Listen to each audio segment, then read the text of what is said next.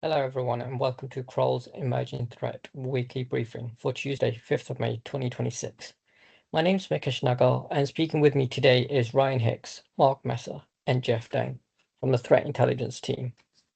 This week, Ryan will be covering a critical zero-day in several web panel platforms, LAPSUS insider access recruitment, and exploitation of a LiteLLM critical vulnerability. I will be talking through BlueNoroff updates, who are affiliated with the Lazarus Group, and Mark will be looking at GlassWorm supply chain expansion. And finally, Jeff will go over BlackFile, voice phishing-led extortion. Now over to Ryan. Thanks, Vikesh. Yes, the first story here was a flash report we pushed to the Knowledge Hub for customers last week.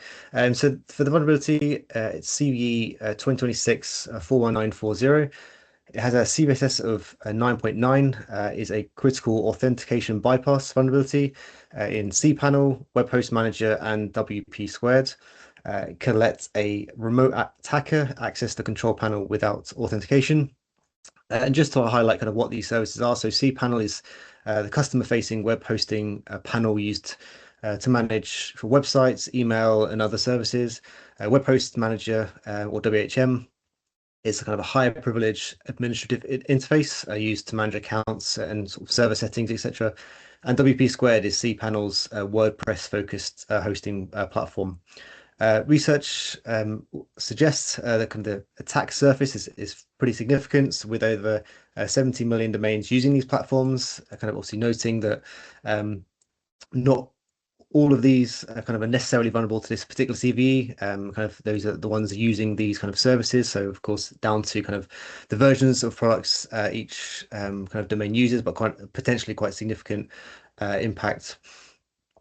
And these products often sit at the sort of center of shared hosting. So kind of unauthorized access through exploitation could potentially expose many sort of additional customer sites or internal assets at once, really. There has been reporting that active exploitation occurred since late February 2026. However, full details of exploitation are not currently available. Recommendations-wise, firstly, of course, patching. A full list of the affected and patched versions are in our report. Secondly, reviewing logs and admin activity for any unusual panel access, account changes, password resets, or site modifications is recommended. That could potentially signify kind of successful exploitation of this vulnerability. Next, so looking at LAPSUS, so they've reportedly reactivated an insider recruitment campaign focused on obtaining direct access into telecoms, technology, and AI organizations. Rather than kind of prioritizing stolen data sets, the group is seeking employees willing to provide operational access into corporate networks.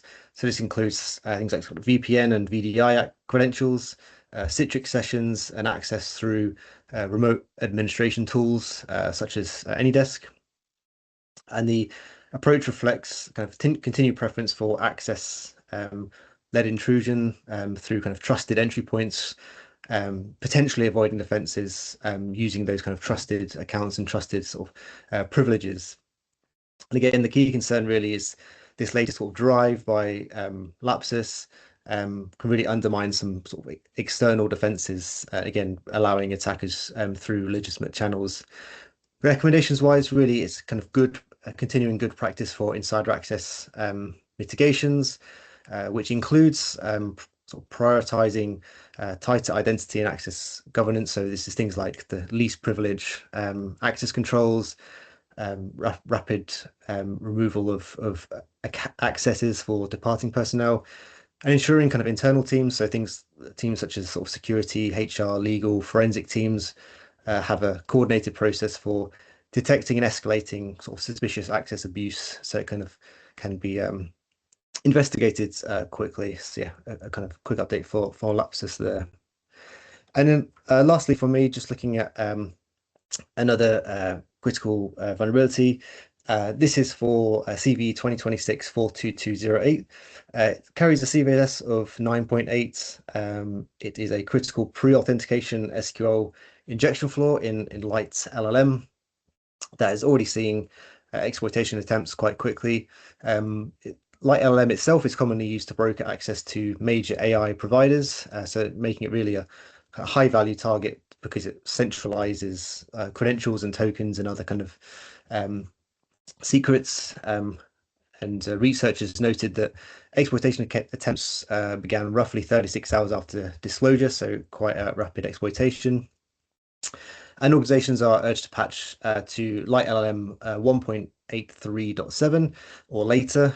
It's also advised to rotate API keys, credentials, secrets stored or accessible via the gateway as a precaution, as of course those are kind of available in that service. So yeah, certainly patching is the number one priority here. That's all for me, Mukesh. Thank you, Ryan. Now, security researchers over at Arctic Wolf Labs have identified a campaign attributed with very high confidence to BlueNoroff, who are a financially motivated subgroup of the LAPSUS group. The activity specifically targets Web3 and cryptocurrency organizations, predominantly based in North America. Now, the attackers do use fake Zoom and Microsoft Teams meetings as the lure. What is noticeable here is not just the use of deepfake style AI imagery, but the broader tradecraft, including recycled webcam footage and pre-recorded videos to convincingly impersonate legitimate business contacts. Secondary reporting further indicates the attackers spent several months building trust with their targets. However, once the victim interacted with the malicious meeting infrastructure, the compromise itself occurred within 5 minutes. Over 80 typo-squatted Zoom and Teams domains were tied into this operation between late 2025 and March 2026. Now, the key takeaway here is that the real risk does not stem from deepfakes alone. The operational impact comes from layered social engineering, reused victims' media, cloned collaboration domains, and a compressed execution window after trust is established. Now, because these attacks mimic genuine business activities rather than the standard obvious malware delivery, they are especially relevant to investors facing partnership-heavy and remote-first teams in the digital asset ecosystem.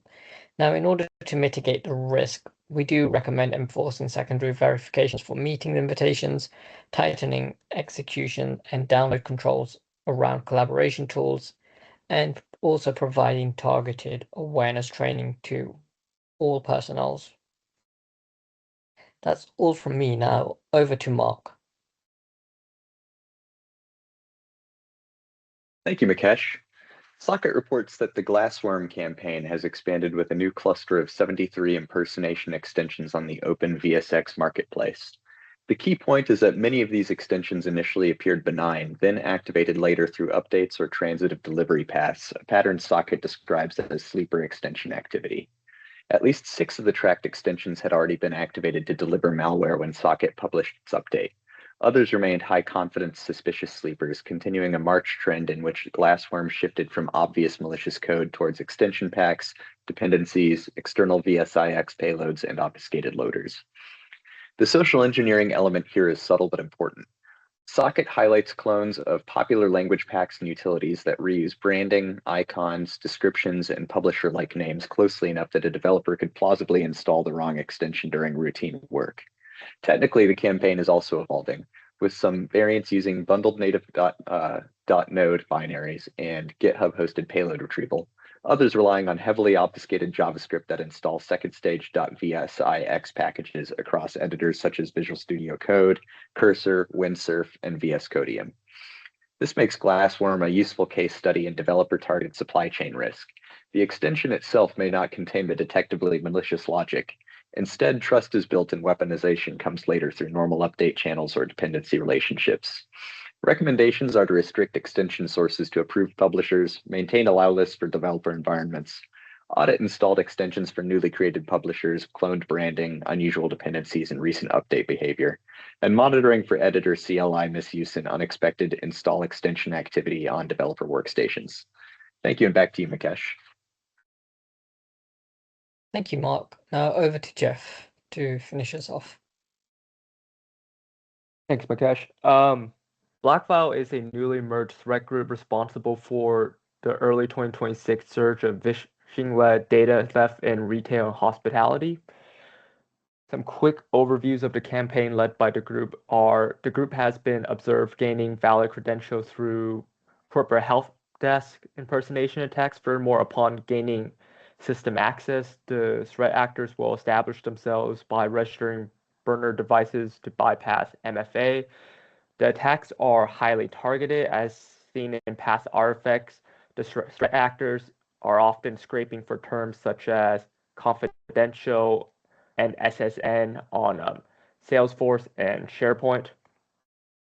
Some suggested mitigations involve requiring strong caller verification and prohibit password reset or MFA actions based solely on inbound phone requests.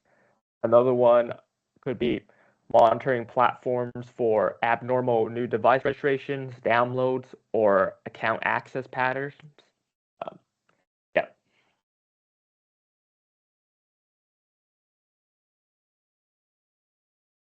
Back to Mukesh. Thank you, Jeff. And that's all that we have time for this week. Thank you to Ryan, Mark, and Jeff for presenting alongside with me today. And if you do have any questions, please feel free to contact us at cti@kroll.com. That's cti@kroll.com. Thank you, and see you all next week.